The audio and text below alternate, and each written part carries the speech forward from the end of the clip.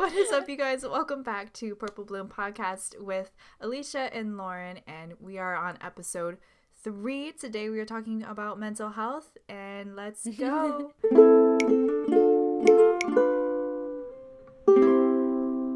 Welcome back to episode 3. Today we're talking about mental health. I am Lauren, and I'm talking with Alisha today. Hello. That's Alisha. And so we're going to talk about mental health. We want to do a quick disclaimer, though, before we get into it, that we will be talking about some coping mechanisms. We'll be talking about our own experiences. And if that is triggering at all for you, or if that brings up bad memories, if that, just makes you feel icky at all, take care of yourself, look after yourself, turn this podcast off, and we'll see you in episode 4 or episode 2 or episode 1 or episode 5. This is the mental health episode, and just take care of yourself, okay? So that's our disclaimer before we get into this episode. Sorry, yeah? Yes, and specifically if anyone's triggered by talk of anxiety or eating disorders, now is your time to tune out and tune in to another one of our episodes. Yeah, exactly. So we wanted to start off talking about struggles in the pandemic, and we're living in unprecedented times, so mental health is sure to arise, of course, when there's a huge change that shakes the entire world.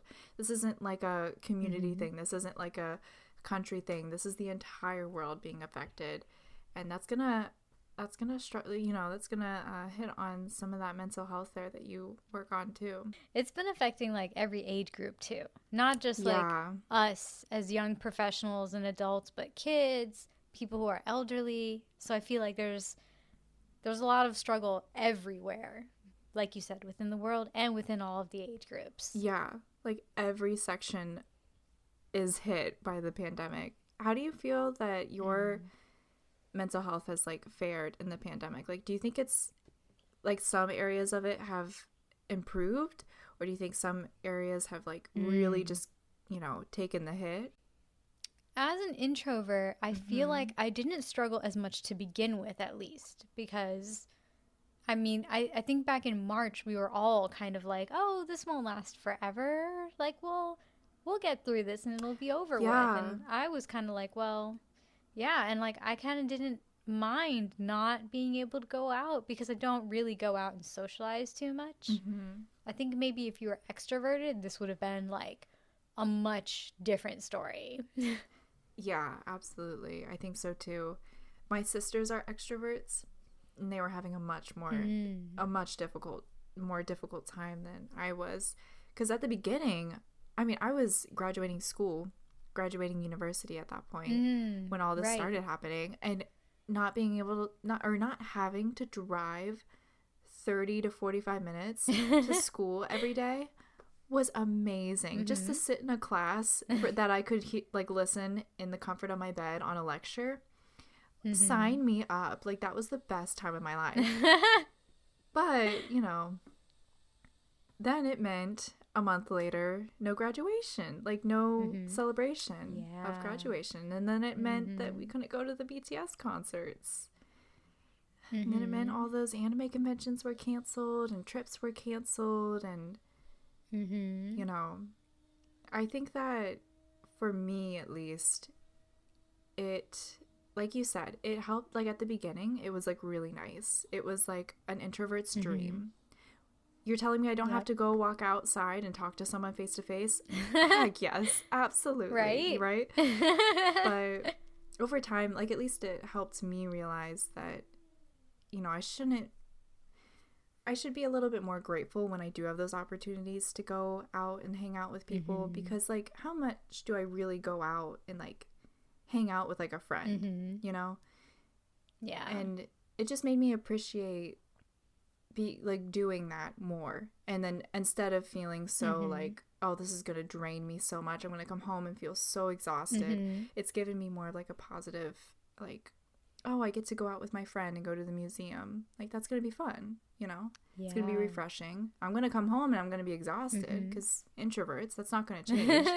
But right it's like a different outlook. At least it's a very slow change that happens. Yes, I feel like now that we're in like month 10 of this pandemic, Mm-hmm. now I feel it. Now I'm like, oh my God, I really need to like go and just hang out and be in someone's like company, like not work related, not like, you know, to the level that it once was. I don't want to go to parties, but Mm-hmm. me and my coworker went out after school one day to get some coffee, and we did all of the usual things to be safe. We wore our masks, we sat out and drank our coffee in a park. Mm-hmm. We did our social distance, but it felt so good to just connect and be in someone else's presence in like Yeah. a space that felt really relaxing. And so 10 months into the pandemic, I, as an introvert, am now like, all right, I need social interaction. Right? Yeah, because we're so deprived of it, which I kind of like, you know, feeling like excited to go hang out with my friends. Because, of course, I love hanging out with my friends. Yes. But it's just that, like, Mm-hmm. you know, underlying kind of knowledge that you're going to be so exhausted by the end of it. Like, it's going to take so much mentally out of you. Mm-hmm. But, you know, not having it just makes me appreciate it that much more, I guess. So in that sense, I really like what it's, you know, this kind of like forcing us to appreciate those things, like going to get coffee with your coworker after work, which is so nice. I'm glad you got to do that. Yeah, it was nice to connect with someone else too, because she's from Brazil, and I love connecting with people who are like different from me. So it was so cool to hear her perspectives on teaching and living in Brazil. So yeah, that was also really cool. And funny enough, like now that we're in the middle of a pandemic, I'm like super employed. So preface for this. Before this, I had gone through many jobs because I had never found the job that I felt like really struck a chord with me. And now I feel like I have, even though it's super uncomfortable and tiring. But now it brings apart this new challenge of having to manage my time and my energy because I am constantly tired. Yes. And during this whole time too, like when we were deep set into the pandemic, you sent a video to us, like to our little group chat, and it was about energy tracking, like going off of that energy topic, because we were all like, you know, working from home, it's really nice, but at the same time, you know, because I think at that time we were working at home, or we were working like really long hours, like on the floor, you know, so it's hard to like manage your energy when you're doing things like that, and when you're not getting that energy boost from like, you know, doing things that like going out with your friends for like a coffee or a drink or something like that. So you sent that video, and it was about energy tracking. And this girl is a genius. I forget, we'll have to figure out what her name is. Her name is Rowena Sai. Oh, yes. So there we go. But her whole thing was like you make a graph. On the bottom of the graph is, you know, the hours of the day. And then on the y-axis of the graph, the long part of the graph, you have your high energy at the top and your low energy at the bottom. And then you just go through your day, right? So you wake up. How do you feel? Are you at high energy or low energy? And then, you know, by 1 o'clock, how are you more energized or are you less energized? And then you just make a little dot there. And then that's how you kind of keep track and like kind of have like a visual of how your energy levels are. So I tried. And I guess that could be like, yeah, go ahead. Well, I was just going to say I tried it, and all I realized was that my energy levels went up when I ate and went down when I didn't eat. So but you know what? That's really good. That's really good information still, because I feel like sometimes we go through our days and like I'm in such a daze sometimes that I couldn't tell you what day it is, what month it is. Like for me to get at least enough information to know that, hey, maybe I need to snack more, like maybe that would keep my energy up. That's still really good information. Yeah, like just to take care of the body, you know, and then that will that means more than I thought it did, you know, before I started doing this. But what were you gonna say? Or like maybe if you're working like a specific job and you know, you feel like you're a night owl and your job is like a morning job, which is essentially me in teaching. And Yes. Yeah. you might realize that like your brain doesn't fully start at 6 a.m. when you get up. Maybe it starts at like 8:30, you know, and you need that time to like not be fully packed with like a bunch of things that you need to do. So if I need to do something like lesson planning, I'll do it after school, because even though I'm tired, I know my brain is like functioning. If I try and lesson plan at like 6 a.m. or 5:30, not gonna happen. We're not gonna get coherent lessons. Yeah. And then you're just kind of like rushed too. Mm-hmm. Because you're talking about like 5:30 in the morning and 6 in the morning, or like at night. Yeah. Oh yeah, 5:30 in the morning, Yeah. 6 a.m. Yeah, like right before school, and then you're rushed, and then you're like, if I can't get this done, like what if you're thinking about school before school, and then that's an even longer day too. Oh yeah, did you do your energy tracking while you were still a student? Let me see. I think so. Okay, so I like wrote down what I was doing with every little dot that I made. So the first one was wake up, and then oh yeah, I definitely did, because yeah. So the first one was wake up, and then the next one at 2 p.m. was hire, and that was I was reading, and I had to do emails, and then it says I have to do homework. So, and then it went right down. It was like a deep, deep, steep, like all the way down to low energy. And then I tried reading again. It just went even lower. So then I ate some ice cream. And then, like I said, I went right up just a little bit. And then I was sleepy. So then I went back down. Then I watched an episode of anime. That was the lowest. Ooh.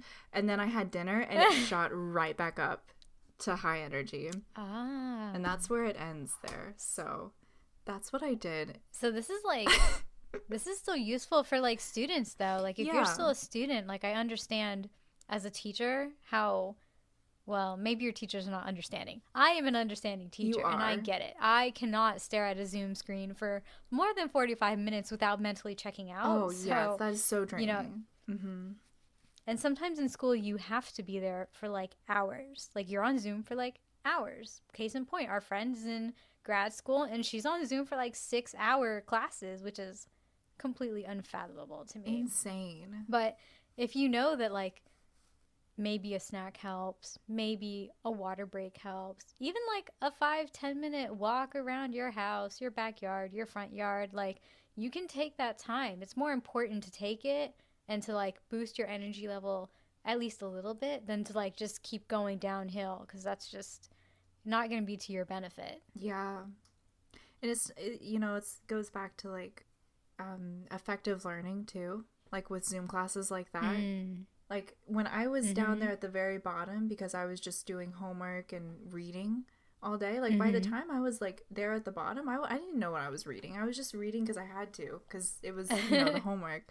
So then I like ate a little bit, and it didn't get me back up to where I needed to be. So what I should have done, looking back at it, is as soon as my energy started to drop, like before it got even halfway to that low mark, I should have taken a break and gotten maybe a snack like you said, or like did a walk around the house or something. I remember when I was planning my days after I did that, I didn't do the full chart, but I did sort of like an energy audit kind of thing. Yeah. I remember I made a list of the things that recharged me and the things that drained me.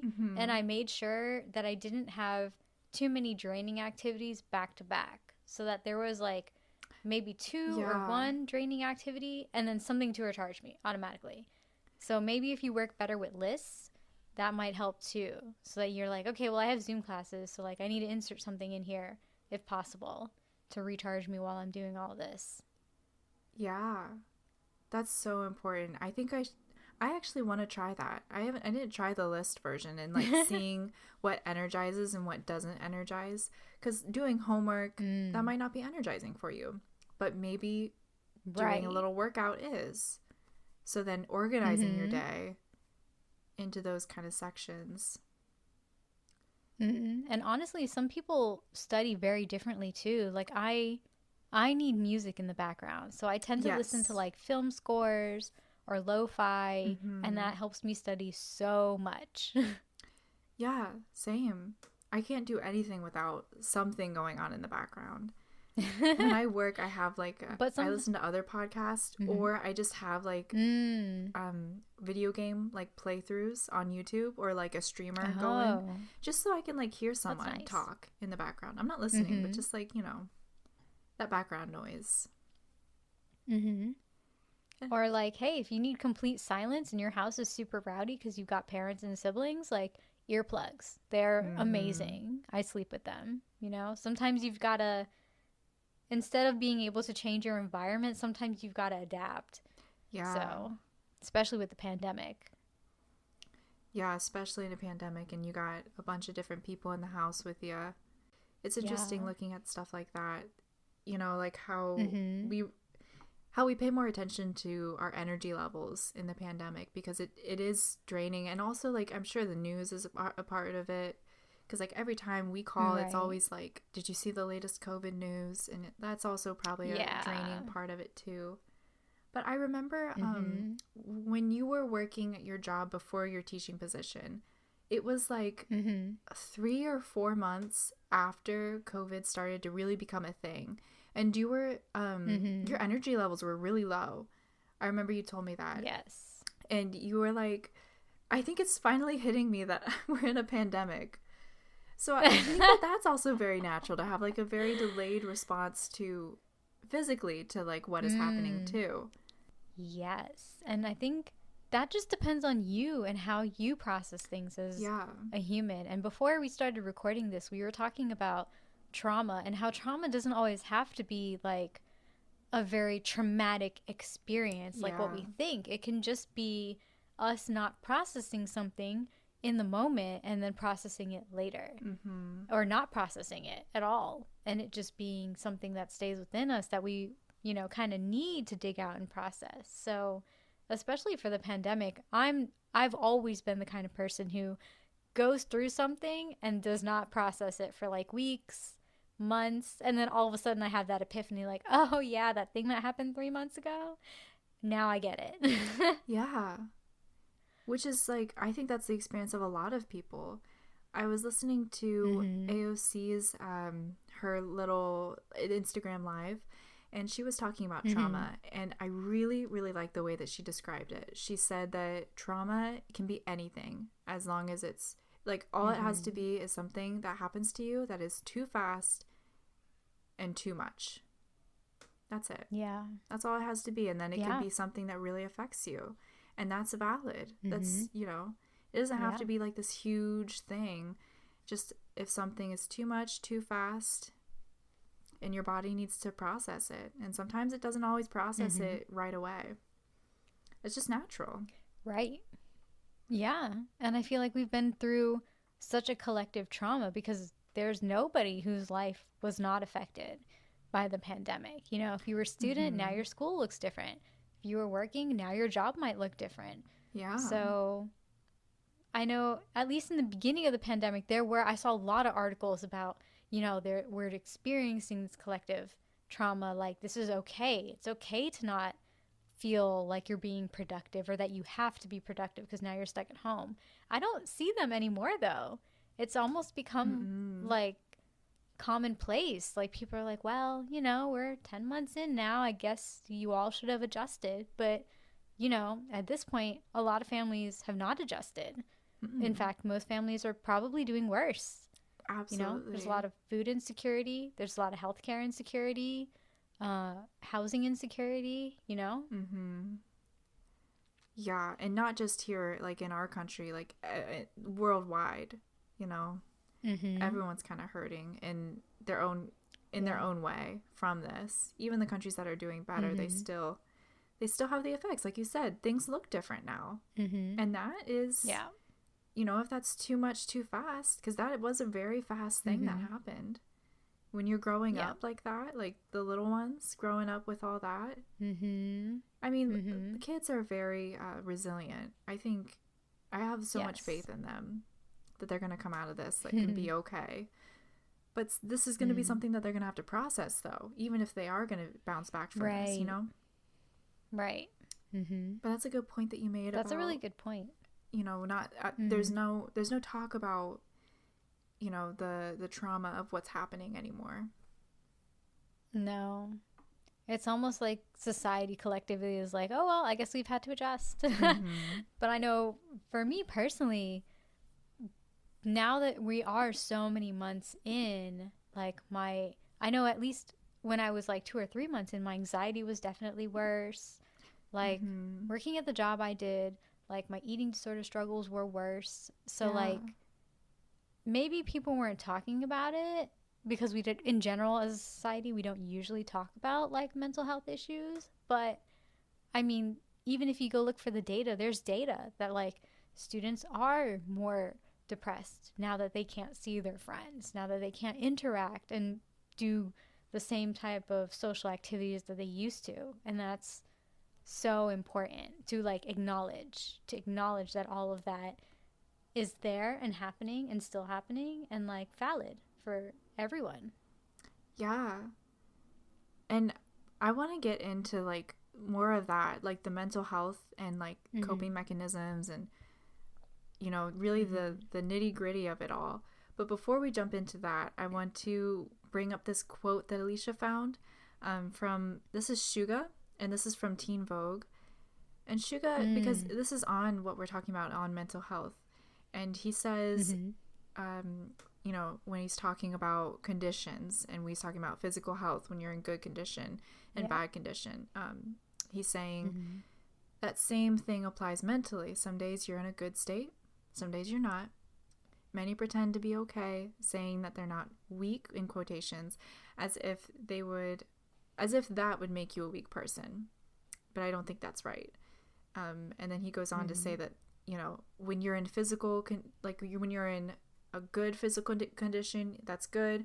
But if you're not in a good physical condition, that's bad. It's the same for mental and like your health. Like your health is just as important as your physical state. And it should be. It should be in society that rings true, you know? Yeah. And I mean, if you're an ARMY and you're listening to this, I'm sure you have some idea that BTS is very vocal in speaking about mental health, like to an extent. They all express it differently. So even in collecting our quotes, we know that Yoongi and Suga and RM, Yoongi and June, they're very direct, like with what they say, or at least Yoongi is very direct. June likes to use metaphors, but they both in general talk about mental health in their songs, and we have more lyrics from them. And then the other members tend to not speak about it, but they all collectively as a group acknowledge, you know, that they're there to do good, and a part of like doing good, at least for our generation, is like acknowledging that mental health is like just as important as your physical health. So absolutely, yeah, I really like that quote. I think so too. Like we brought in a lot of quotes. Like we have like a little document here with some quotes with Namjoon and Suga, because that's what we, like Alisha said, that's what we were able to really find. But you know, the other boys, like she said, they have different ways of expressing how they acknowledge these kind of things. Like Hobie, or J-Hope in BTS, he writes lyrics to songs, but the songs will be like a very upbeat, like happy song, and that in itself is like this whole enigma to be worked out and to be, you know, be figured out and to be like, you know, adored because I love him, but but also like you were saying, it made me think of Jimin too. Jimin used to have a little bit of mental but also physical mental health issues like earlier in their career, and he's never like talked publicly, or at least like I don't recall a time when he's really talked publicly about it, but you can see that he's doing a lot better now. And it's just like it shows you that they're going through the same things that we are, and that, you know, we can kind of look to them for hope too, and that we know that they have a lot of power in society and like a lot of standing. So it's nice to see that they are speaking out about this and that they're going through very similar things too. Yeah, I think that's a part of like the responsibility they feel as artists, you know, because I know that they've always talked about integrity, and so their music reflects them in many ways, and in so many different songs. So the reason we can even like, you know, pull all these quotes is because they wrote them. They gave them to us. You know, they're like, this is how we feel right now. So I don't think they ever want you to feel alone, you know, as a fan. In this fandom, I don't think I've ever really felt like alone. I've always felt like there have been people going through this collective experience with me. Yeah, it's a big it's a community kind of feeling too, of like acceptance and that they've created because of, like Alisha said, because of these quotes that they've given to us, and because of their message that they share with us, that we all kind of share, because we're all going through things. We're all going through, you know, our own kind of traumas, our own shadows, our own, you know, our own life stories. And sometimes that is like serious mental health things like depression and anxiety. But, you know, there's ways to cope with it. Like, we were talking about meditation earlier. That seems to be the new hot thing, meditating and things like that. And if you're new to meditation or you don't know where to look for it, I started with the Calm app because their daily meditation is free. So if you know, just download the app on your phone, you can always have access to that. And it's okay. I think a lot of people have a misconception that meditation is for like a specific type of person who can like do that, who can like turn off their brain and be still. And it's really not. No one starts meditation and can do that. That's a hard thing, especially now that we're so plugged into everything. The computer, the TV, the phone, sometimes all three at the same time. So if you can't do it at first, don't feel bad about it, because it's almost like a muscle that you have to work out. So like even people who've been meditating for years, I've been meditating inconsistently, I would like to add, for years, but some days I cannot. I will bring my mind back to that calm space over and over and over again, and it just won't stay there, and that's okay. That's just what meditation looked like that day. But don't be discouraged just because you think it has to be, you know, I'm going to sit here and turn off my mind, because that doesn't work for everybody. Yeah. I like how you said that's just what meditation looks like today, and that's all right. Because it is. Yeah. You know, that's how it goes. It do be like that sometimes, you know? It does. And yeah, and it is for everyone. Like, you know, meditation, there's definitely like a certain kind of like stereotype or a certain kind of like vibe that like comes to mind. But you know, I didn't know that the Calm app had a free meditation daily though. I'm gonna have to download that. I did yes, the daily Headspace, I think. I think that might be what it's called. Oh, okay. Yeah. I did that for a little bit, and that's how I started meditation. But I am a newbie. Like, Alisha has been meditating much more than I have, like, for a longer time, you know. But it is nice, especially when you get in those really tough anxiety ruts, and it's like, yes, there is like no escape, you know. It's just you gotta ride it out until she's gone. Yeah. But meditation does help.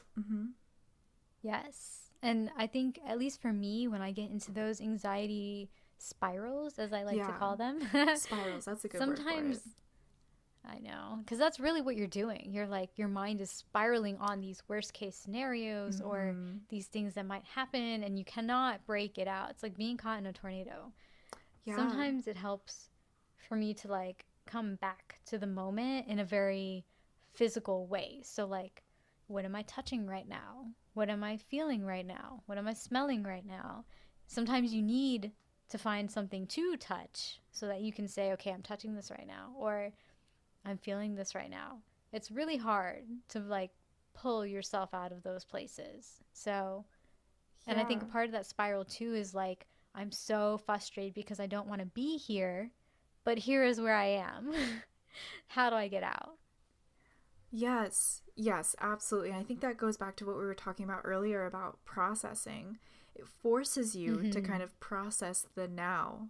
Maybe not what you need, you know, maybe not the shadows that you got to process, but at least right now you can process this moment. You can be here in this moment. And that's what you need. That's what's going to help that anxiety from spiraling even further. It might not help it. It might not, like, you know, put her in reverse, but it might just put the car in stop.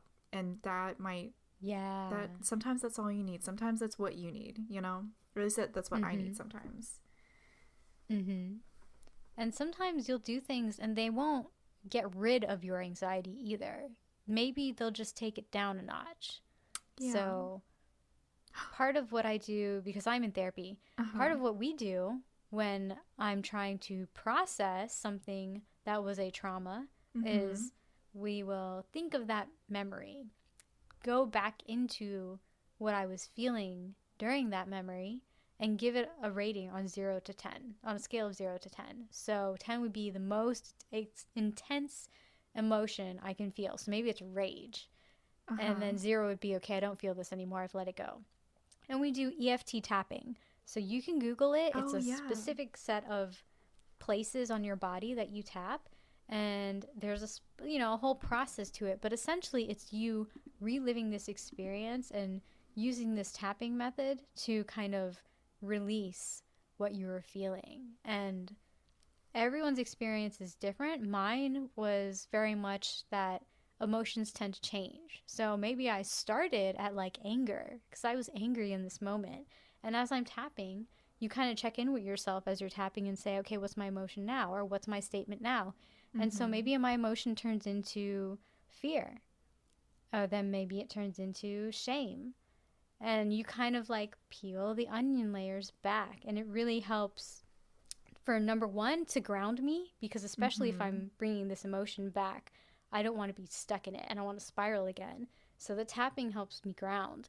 And then for me personally, it helps me bring the number of that down so that I'm sometimes not always at a 0, but sometimes I'll get to like a 2 or a 1 and I'll be like, you know what, this is okay.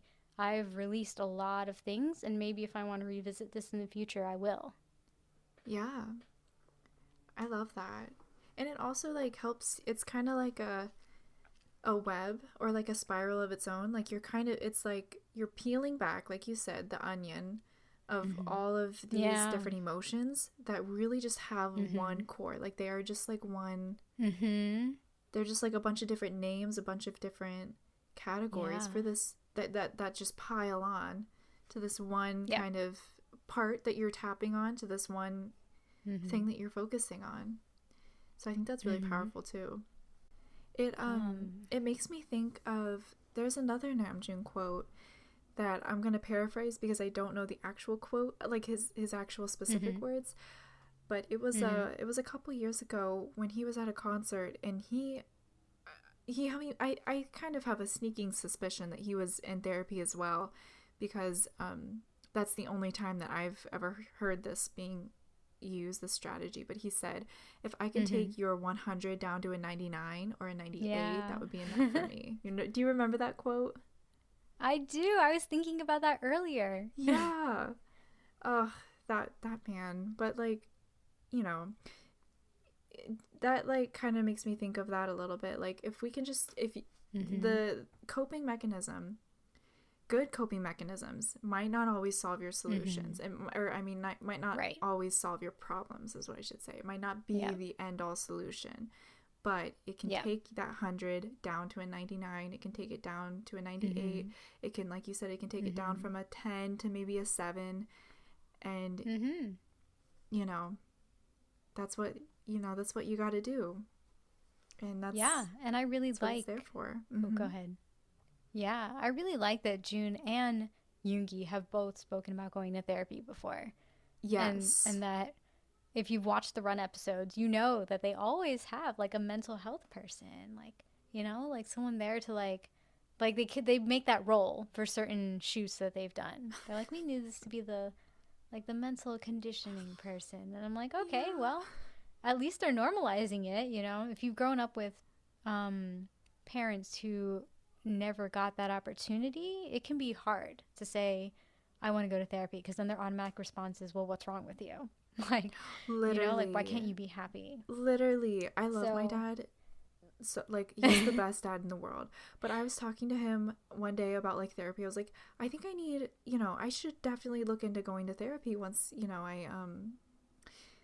once I can like afford like a nice therapist and stuff. And he was literally like, well, why don't you just drink more? Like, just drink at the end of the day and like, oh my God, take it, get the anxiety out of you. And I was like, oh my God, okay. So this is their, or at least he's like, he's Generation X. So, after boomers, but before millennials. Okay. But oh my gosh, I was like, we were Father, talking this about... is the issue. This here is we were talking about healthy coping mechanisms. So yeah, this would be an unhealthy one. This is a good segue to unhealthy. Yeah. Right? Deciding that I'm going to drink every night when I come home, not a healthy coping mechanism. I know.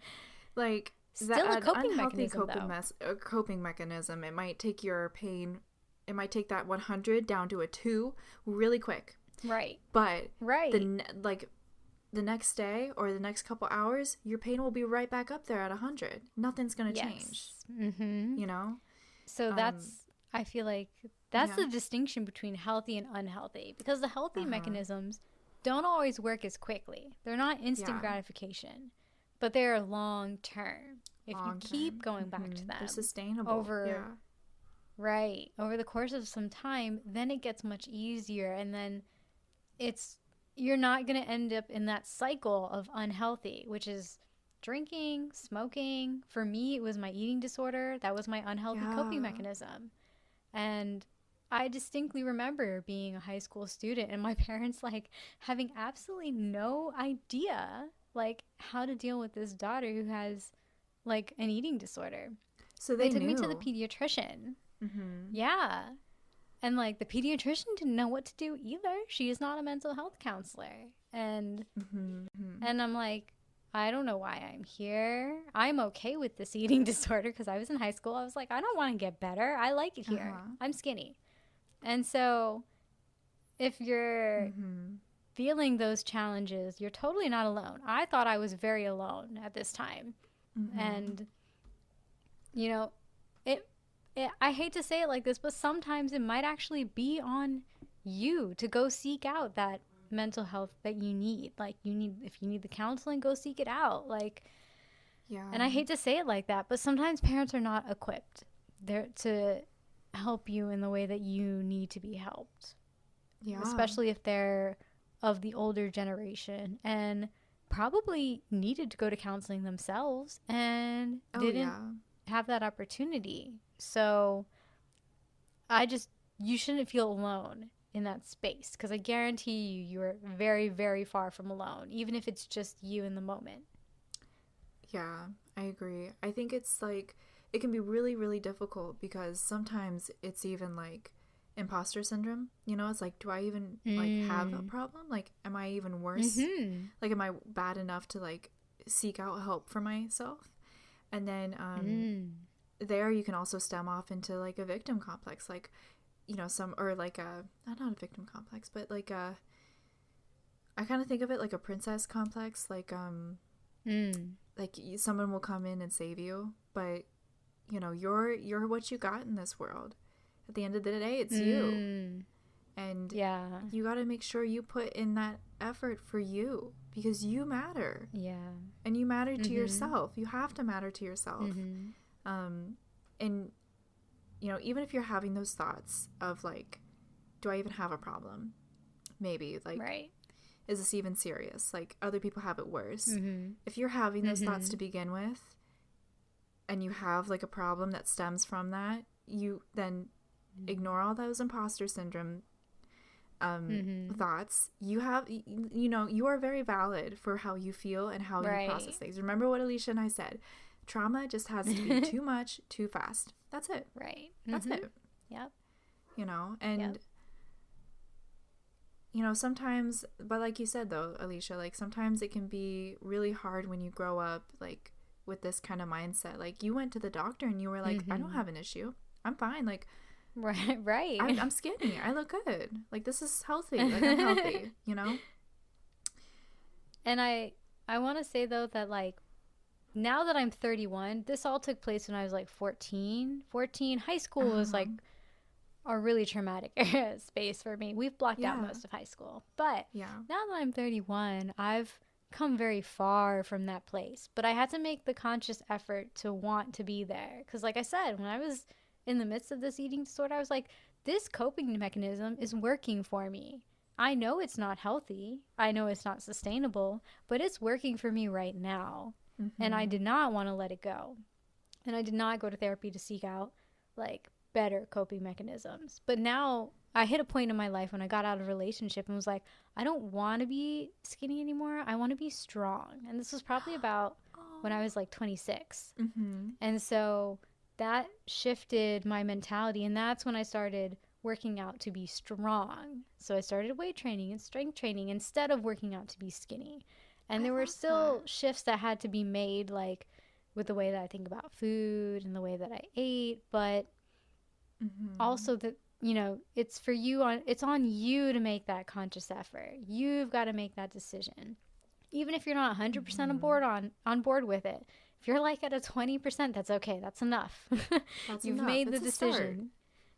Yes, that's a start. And so, you know, at 31, I'm way healthier than I was back then. And so if your struggle is you feel like you'll never get out of it or you feel like it's never ending, I promise that there can be a way out and there can be a way to slow it down and get better, you know, but you've got to make the decision to want it too.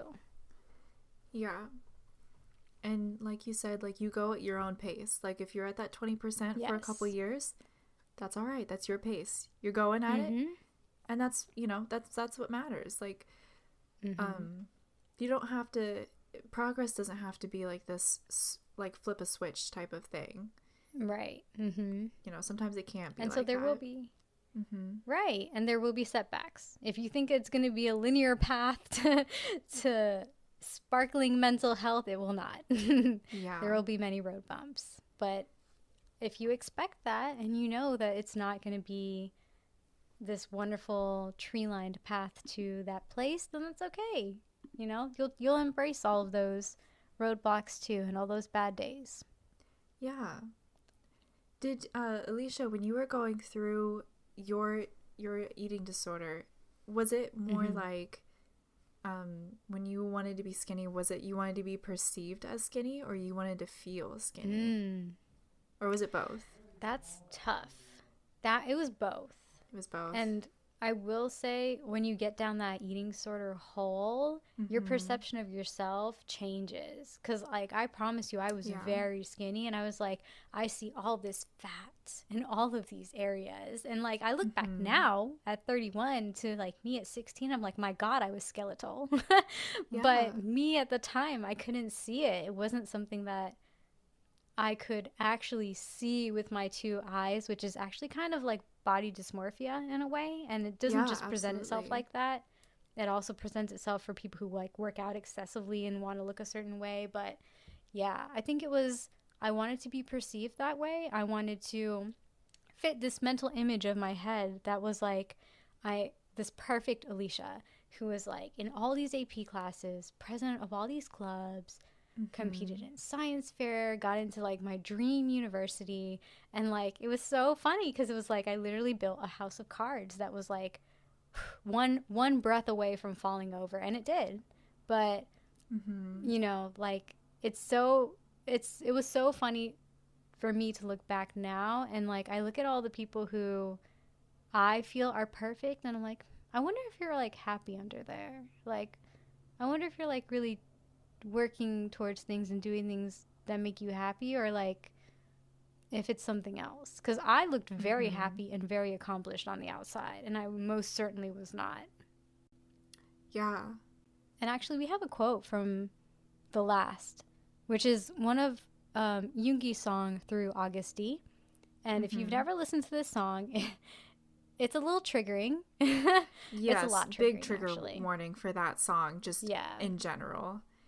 She's a heavy one. He deals with depression and a lot of heavy stuff.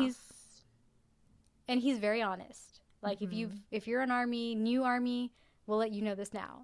Yugi's very, very blunt about what he's been through and what he's going through. And there's this quote, which was kind of like the most vanilla quote I could find from the last, which is, sometimes I'm afraid of myself.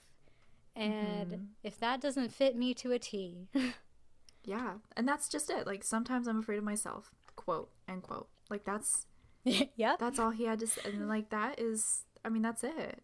It's hard because like when you're in that spiral, when you're in it, like capital I in it, it's just you and your mind. That's all there is. There's no one else that can like, that's talking, you know, that's like in your little box with you. It's just you and yourself, and it's whatever your mind is like, whatever truths your mind is making up for you to believe, which is what mental health, I mean, you know, what all that stuff is. That's a really great point. It's whatever truths you've made up.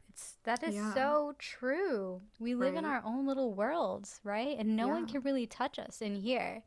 So like, definitely now that I'm in a better place mentally, looking back, I'm like, wow, I constructed so many different things, like a whole nother world for myself. I don't know where I was living in back then, but it was not reality. I was very much out of touch with reality and where I could have been.